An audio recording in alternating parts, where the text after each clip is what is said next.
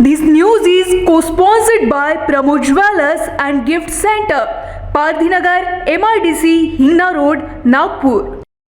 पालक मंत्री नितिन राउत का जनता दरबार नागपुर जिलाधिकारी कार्यालय के बचत भवन में आयोजित किया गया, जहां बड़ी संख्या में नागरिक अपनी समस्याओं का हल निकालने की बड़ी उम्मीदों के साथ पहुंचे, तो वहीं कई नागरिकों ने पालक मंत्री द्वारा आश्वासन देने की बात कही। नागपुर के बचत भवन में पालक मंत्री नितिन राउत ने जनता की समस्याओं का निवारण करने जनता दरबार का आयोजन किया, जहां बड़ी संख्या में नागरिक भी पहुंचे। समस्याओं को लेकर पहुंचे नागरिकों से जब हमने बात की तो नागरिकों का कहना था कि पालक मंत्री के जनता दरबार में उन्हें बोलने नहीं दिया जा रहा है। खास बात तो यह रही कि पालक मंत्री महोदय के मतदार संघ उत्तर नागपुर से अधिकतर शिकायतकर्ता हमें मिले, जिन्होंने मूलभूत सुविधाएं, पीने का पानी, गटर लाइन, सड़कों की समस्या पालक मंत्री के सामने रखने की बात कही। सुगत नगर पानी की टंकी का विषय था। उसमें बात ऐसी थी कि पिछले 2 महीने से सुगत नगर टंकी का जो बांधकाम है वो बंद है। संबंधित अधिकारियों को हमने इसके पहले भी पत्र व्यवहार किए, पालक मंत्री साहब को भी पत्र व्यवहार किए, तो भी अभी तक के कुछ कार्रवाई हुई नहीं।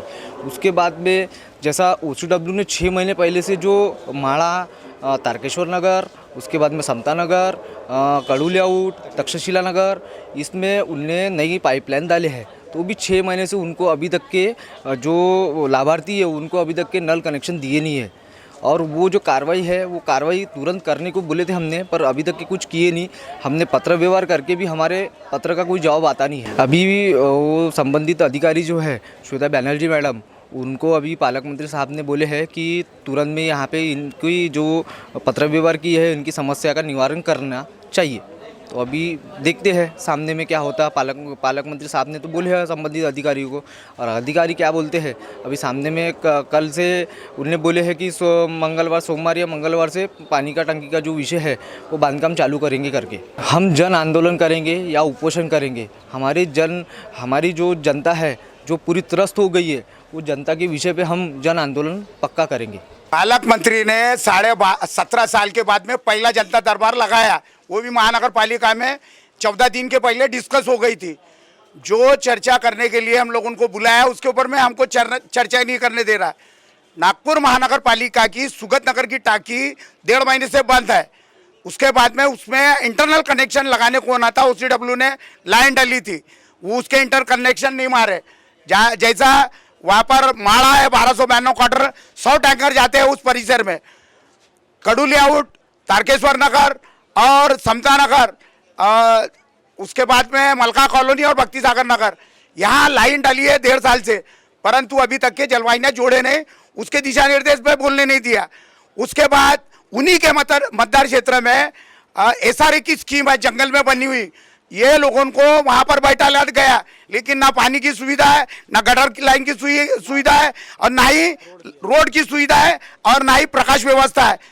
इंडस्ट्रियल बेल्ट घोषित होने के बाद में 1992 में काश्तकारों की जमीन एक्विजिशन में गई थी, नारा, नारी, वांजरी और खचाना मसारा की। उसमें इंडस्ट्रियल एरिया बुट्टी बोरी भी आने का था, MIDC भी आने का था और मियान भी आने का था। वही जगह पे महानगर पालिका के माध्यम से इटारसी पुलिया के पास से भीम चौक के लोग जो थे उनको पुनर्वसन किया गया, और वो पुनर्वसन करने के बाद में उनको यह सुविधा से वंचित रखा गया है, जहाँ से रोड नहीं है जाने के लिए। आप पालक मंत्री का क्या कहना है? अभी उन्होंने बोले देखेंगे और बात करेंगे, ऐसा बोल रहे थे, मैं देखूंगा। तो मैंने बोला तुमने वहां स्पॉट पे जाना चाहिए। आपके मतदार क्षेत्र का पूरा जो तकरार किया हम लोगों ने, 6, 7, 8, 9, 10 नंबर की टोकन और 21 से लेकर तो 26 तक के ये टोकन हमारे थे, पर हमको उसने बोलने नहीं दिया। रमाईघर को के माध्यम से जो 2.5 लाख रुपए मिल रहे हैं वो 7 लाख रुपए मिलना चाहिए। ऐसे महंगाई के काल में तो वो भी शासन का धोरण है, ऐसा उन्होंने सुझाया, कैबिनेट में लेऊंगा करके बोले हैं। उसके बाद में एवजदार जो है अधिसंख्या पद पे महानगर पालिका में लगाया गया था लोगों को, वो एवजदार ऐसा था कि उसको परमानेंट करने के बाद में PF का और अनुकंपा बेस पे उनके परिवार के लोगों को नौकरी लगना चाहिए करके महानगर पालिका के सभागृह में 2 बार ठराव मंजूर हो गया, और 10, 11 21 को माननीय बी राधाकृष्णन साहब ने एक लेटर चीफ सेक्रेटरी को लिखा कि हमारे यहाँ सफाई कर्मचारी जो है वो सफाई कर्मचारियों को एवजदार को अधिशंका पद पे रिक्रूटमेंट किया गया है तो उनको अनुकंपा पेश लागू की जाए करके लेटर दिया। वो उस पर भी बोलने नहीं दिया, वो दूसरा बोलेगा तीसरा बोलेगा, ऐसा करके बात फिरा दिया। वही कोरोना महामारी के भीष्म संकट काल में सेवा देते हुए अपनी जान गंवाने वाले मनपा कर्मी के परिजनों को अब तक सरकार की ओर से कोई आर्थिक मदद नहीं दी गई है। मैं ये समस्या को लेकर आया हूँ कि कोरोना में जो लोग मर चुके हैं, जिनके माँ बाप मर गए, उनको नितिन राउत ने 5-5 लाख रुपए दिया और जिनका सिर्फ एक पति मिला उसको सिर्फ 50,000 रुपये दिया है। इसलिए ये कुछ बरोबर नहीं है। जब 2 मरते हैं तो उसको 5 लाख रुपये दिए जाते, तो एक मरा तो उसको कम से कम 2.5 लाख देना चाहिए। और उनके विधवाओं को काम देने के लिए बोला, लेकिन आज तक किसी विधवाओं को 8 महीने से संजय निराधार गांधी में भरे उसको भी कुछ मिला नहीं है। इस विषय पर हमें बात करना है। मेरा नाम पूर्णिमा हुसैन शेंडे, मैं नंदनवन झोपड़पट्टी में रहती हूँ। मेरी ये समस्या है, मैं नितिन राउत के पास आई और मेरी ये समस्या है कि मेरे पति हुसैन दिगंबर शेंडे, उन्होंने 1919 से उन्होंने 2020 तक नागपुर महानगर पालिका में सेवा दी और सेवा देते समय में उनके कोरोना पॉजिटिव होके ड्यूटी पे ही उनको कोरोना पॉजिटिव हो गया और कोरोना पॉजिटिव से 2020 में 9वें महीने के 17 तारीख में मेरे आदमी की डेथ हो गई। और वो डेथ होने के बाद में तब से हम नागपुर महानगर पालिका में 25 साल ड्यूटी करने के बाद भी ना नागपुर महानगर पालिका का कोई अधिकारी हमारे तरफ आया पूछने के लिए कि तुम्हारा आदमी वो हमारे लिए सेवा दे रहा था और उनकी डेथ हो गई, तो तुम क्या कर रहे, क्या खा रहे, तुम्हारे बाल बच्चे कैसे है, क्या है करके कोई पूछने के लिए आया नहीं। और अभी तक हमको 1 रुपये का लाभ भी नहीं मिला वहाँ से। मेरी यही सरकार से दरख्वास्त है। मैंने बात की पालक मंत्री साहब से, ये उनका कहना है कि हम सोचते हैं और सोचने के बाद में हम बताएंगे। और सोचते सोचते अभी 1.5 साल हो गया, वो सोचते ही रह जा रहे हैं। हम इधर उधर भाग रहे हैं, हमारे को कोई 1 रुपये की मदद दे नहीं रहे।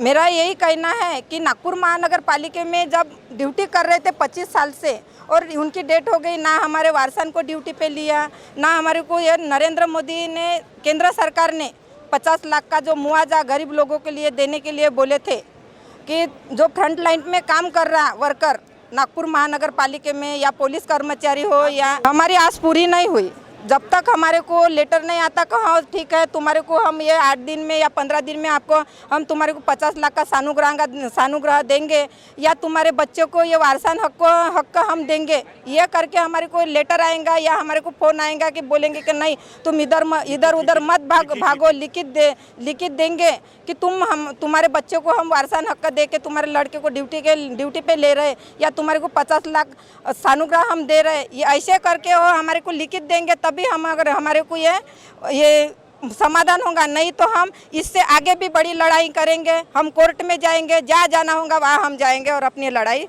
चालू रखेंगे। जब तक हमारे को न्याय नहीं मिलेगा तब तक हम अपनी लड़ाई चालू रखेंगे। ऐसे में उनके सामने 2 समय की रोटी का संकट मंडरा रहा है। वहीं उत्तर नागपुर के भीमनगर वासियों को झोपड़ियों से उठाकर SRA योजना के तहत उपलवाड़ी की बिल्डिंगों में तो बसा दिया गया है, लेकिन उनके सामने समस्याओं की बिल्डिंगें खड़ी कर दी है।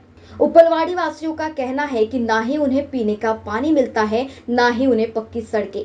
अब उपलवाड़ी वासियों का कहना था कि पालक मंत्री ने उनका निपटारा आश्वासन से किया है। भीमनगर झोपड़पट्टी में रहते थे, भीमनगर जरीफटका इटरसी पुलिया के पास में, वहाँ झोपड़पट्टी में रहते थे। हमको मकान दिए गए हैं, तो हमको दिए उधर उपलवाड़ी के तरफ में SRA कॉलोनी, पर आज तक के उन्होंने रोड की सुविधा किए नहीं, पीने के पानी की भी सुविधा नहीं है और कच्ची रोड है उधर से उपलवाड़ी के तरफ से, तो उसमें लाइट वगैरह नहीं है और उधर है ईंटा भट्टे शुरू, उनकी वजह से वो रोड भी ख़राब है।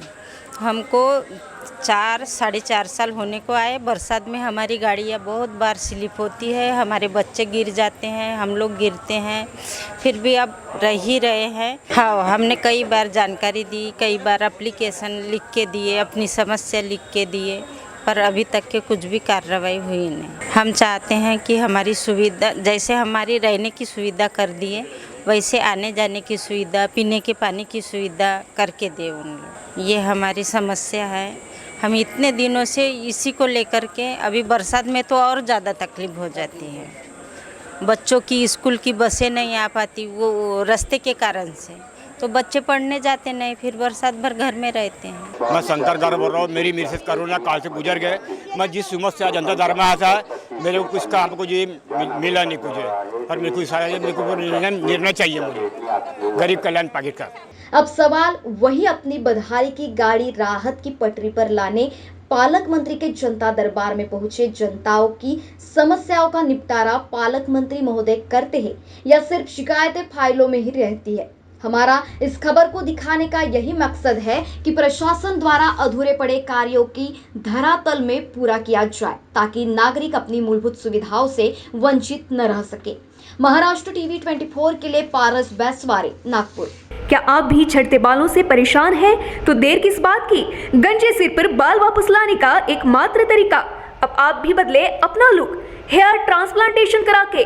विदर्भ का number 1 hair transplantation clinic MK regrow hair transplant clinic Nagpur और चंद्रपुर शहर में किफायती दर पर सर्वश्रेष्ठ हेयर ट्रांसप्लांट सेवा प्रदान करने वाला एकमात्र क्लिनिक। बालों की सैकड़ों सर्जिकल प्रक्रियाएं संतुष्टिपूर्वक पूरी कर चुके अनुभवी चिकित्सकों की टीम बेस्ट क्वालिटी और गारंटेड रिजल्ट के साथ आज ही MK regrow hair transplant clinic में अपना अपॉइंटमेंट बुक करें।